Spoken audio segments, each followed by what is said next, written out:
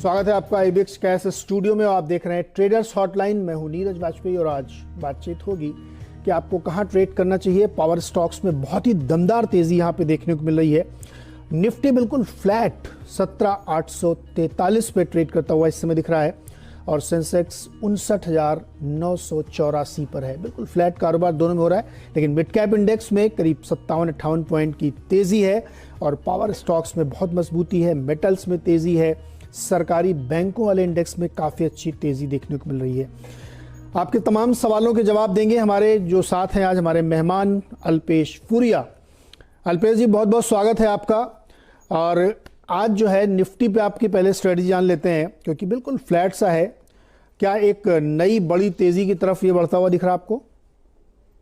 Good morning Neeraj. देखिए, यहाँ पर मैं समझता हूँ कि कल भी जो हमने शेयर किया था वो यही था व्यू हमारा कि डाउन साइड में अगर कोई भी करेक्टिव मूव आती है, क्योंकि आप काफी ऊपर के लेवल में ट्रेड कर रहे हो, तो 17,800 से लेकर 17,700 एक बहुत ही एक्सेलेंट बाइंग अपॉर्चुनिटी होगी, जहां पे आपको एक खरीदारी की सलाह मिल सकती है, राय में दूंगा। और मैं समझता हूँ कि ये जो पूरा जो स्ट्रक्चर जो रिवर्स हमको भी देखने को मिला, तो वो 17,600 से लेकर 17,550, जब तक इसके नीचे जब तक आप क्लोज नहीं होते, मैं समझता हूँ ऑन द अपसाइड में पहले आपको 18,000 और शायद से अक्टूबर सीरीज में आपको 18,250 तक के भी लेवल यहाँ पर देखने को मिल सकते हैं। काफी कुछ अच्छा डेवलपमेंट बहुत सारे अलग अलग इंडेक्स में हो रहा है, तो ये हमको दिखा रहा है कि मार्केट में जो चल रही है ये तेजी जो है ये एक ब्रॉड बेस्ड तेजी है। तो यहाँ पे एक अच्छे खासे सेक्टर परफॉर्म कर रहे हैं और यहाँ से आने वाले दिनों में भी अच्छे खासे रिटर्न आपको यहाँ पर देखने को मिल सकते हैं। ओके, अच्छे खासे रिटर्न देखने को मिल सकते हैं। निफ्टी पे स्ट्रेटजी है 17,609 का स्टॉप लॉस लगाइए और उसके बाद 18,250 के टारगेट यहाँ पे हो सकते हैं। विक्स में आप देखिए 2.5% की मजबूती है, 18.5 पे ये ट्रेड करता हुआ दिख रहा है। देखते हैं 20 के लेवल तक ये पहुँचता है कि नहीं। अल्पेश, इस बाजार में अपॉर्चुनिटी भी है अलग अलग पॉकेट्स में खरीदारी की, आपकी नज़र कहाँ पे है? देखिए, आज जो स्टॉक लेके आया मुझे लगता है कि शानदार रिटर्न इस स्टॉक में आपको देखने को मिल सकता है। स्टॉक का नाम है कैमलिन फाइन। कैमलिन फाइन के चार्ट के अंदर मैं यहाँ पे आपको खरीदारी की सलाह दूंगा और जो स्टॉप लॉस रहेगा करीबन आपका वो 175 के नीचे की क्लोजिंग का रहेगा।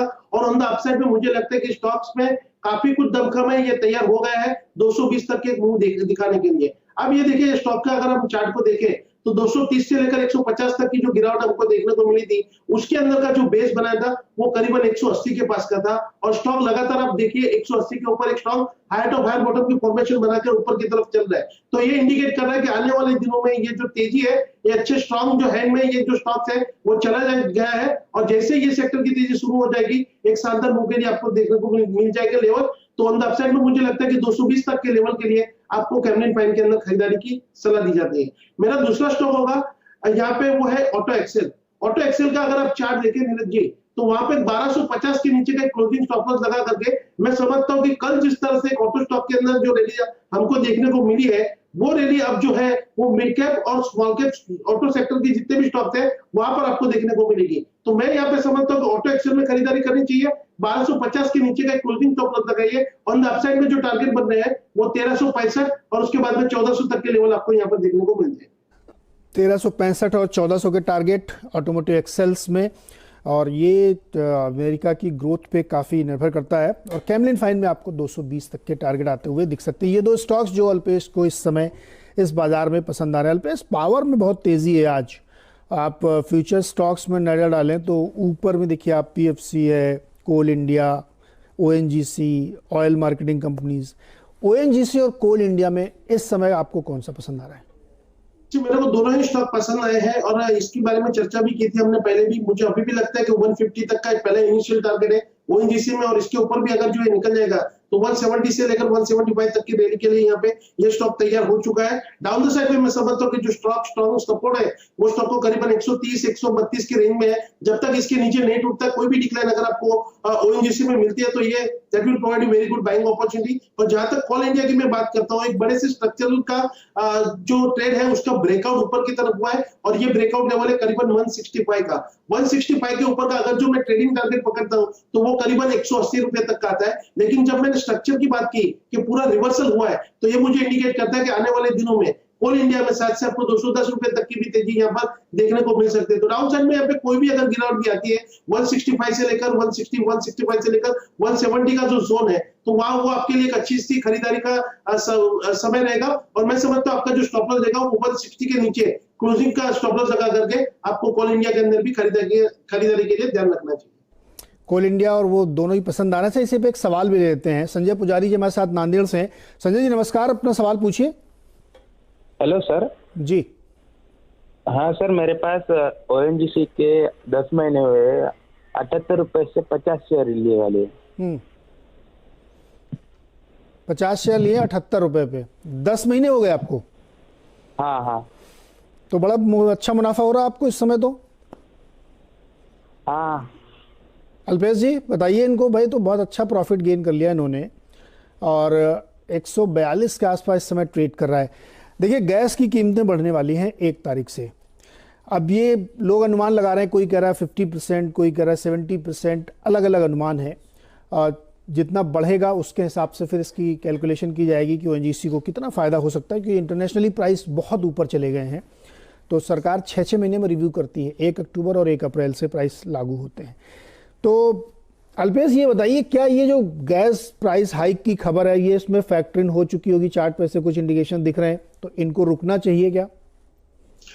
देखिए फैक्टर इन हो चुके हैं, अभी तक ऐसी कोई रिवर्सल की फॉर्मेशन तो यहाँ पे आई नहीं है, लेकिन अच्छी खासी तेजी मुझे लगता है कि इसी न्यूज पे चल रही है। और मैं समझता हूँ यहाँ पे स्टॉक देखिए तो लोअर लेवल से करीबन 2.5 गुना हो चुका है। इस स्टॉक को हमको 2 तरीके से लेना होगा इनके सवाल को। मैं समझता हूँ कि अगर मैं इनकी जगह पे होता, अगर मेरा पैसा दुगना होता है कहीं पे भी शेयर मार्केट की, तो मेरी सिंपल स्ट्रेटेजी है, मैं पैसा अपना दुगना होता है वो वहीं पे मैं प्रॉफिट बुक करता हूं। लेकिन अगर ये बने भी रहना चाहते हैं तो जैसे मैंने कहा कि 150 के ऊपर एक अच्छा खासा ब्रेकआउट स्टॉक के अंदर आपको आने वाले दिनों में भी देखने को मिल सकता है।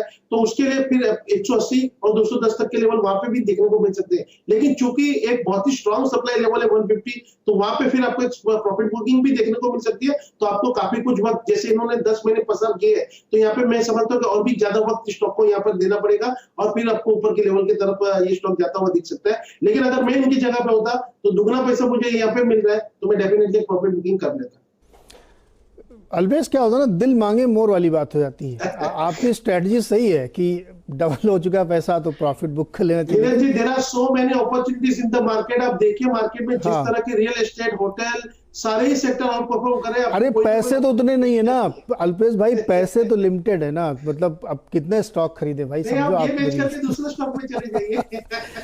तो संजय पुजारी जी आपके लिए राय ये है कि अगर आप रुकेंगे तो भी गेन हो सकता है, नहीं तो आप प्रॉफिट बुक कर सकते हो, जो कि आपको बहुत अच्छा गेन्स यहाँ पे हो रहे हैं। तो अपनी स्ट्रैटेजी अपनी एपिटाइट के हिसाब से आप इसमें बना के चलिए। एक सवाल और लेते हैं, वो भी लगभग इसी सेक्टर से होगा। लातूर से विनायक जी हैं। विनायक जी नमस्कार, सवाल पूछिए अपना।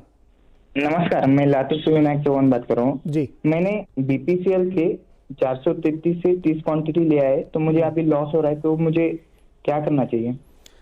हाँ 433 पे लिया, थोड़ा सा नुकसान है। भारत पेट्रोलियम कल इनकी एजीएम थी, इन्होंने 1 लाख करोड़ के कैपेक्स का ऐलान किया है। अल्पेश इसमें क्या करना चाहिए? क्रूड 80 पे है, बीपीसीएल में इन्होंने लिया है, इसमें खबरें भी हैं डाइवेस्टमेंट की, सरकार कोशिश भी कर रही है, बड़ा न्यूज ड्रिवन काउंटर रहता है। बीपीसीएल में क्या राय बन रही है? मैं समझ तो शायद ये हमारे शो के रेगुलर फॉलोअर नहीं है, क्योंकि पिछले हफ्ते मैंने सलाह दी थी जब ये स्टॉक गिरा था, तब मैंने कहा था 420 से लेकर 410 का जो जोन है वो आपको एक अच्छी खरीदारी की सलाह देता है।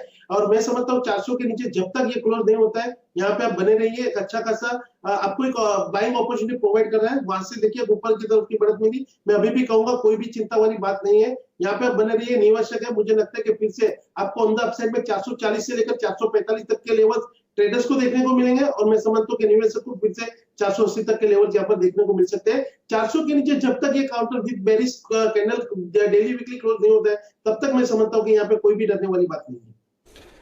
ओके तो विनायक जी आप इसमें बने रह सकते हैं, आपको फायदा हो सकता है। वैसे भी डिमांड बहुत ज़्यादा बढ़ रही है, आप देखिए चारों तरफ जिस तरीके से खबरें आ रही हैं, फ्यूल की डिमांड तो हाई है ही है, तो इनको इसका गेन भी हो सकता है।